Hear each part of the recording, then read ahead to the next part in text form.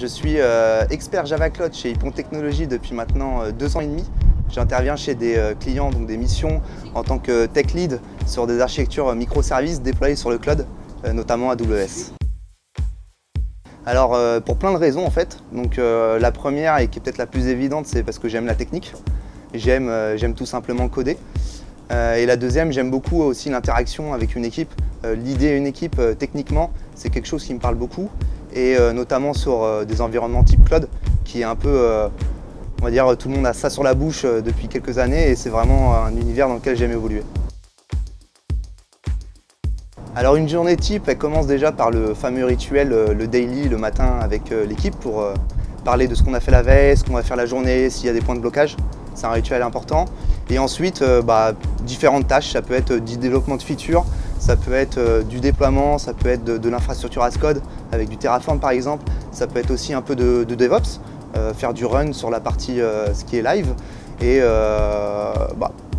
divers et variés en final.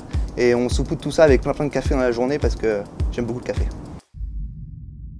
Alors une mission qui m'a marqué, ça va être la première qui m'a été confiée quand je suis arrivé chez Hippon. Donc c'est une mission pour une start-up dans le domaine de l'énergie où je suis intervenu en tant que tech lead.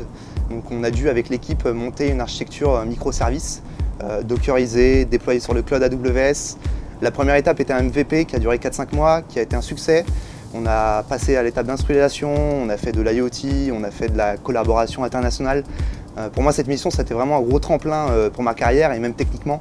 J'ai appris énormément de choses et j'en suis très satisfait. Alors si je bossais pas dans le cloud, je serais probablement sommelier ou hôtelier parce que j'aime beaucoup le café mais j'aime beaucoup le vin aussi, donc ça serait sûrement ça. Je suis un grand fan de boxe thaï et pour moi il y en a un qui est vraiment en haut de la montagne, c'est Saenchai. C'est un mec un boxeur qui a 40 ans bientôt, un palmarès de folie. Il arrive à gagner encore des combats contre des personnes qui ont 20 ans de moins que lui.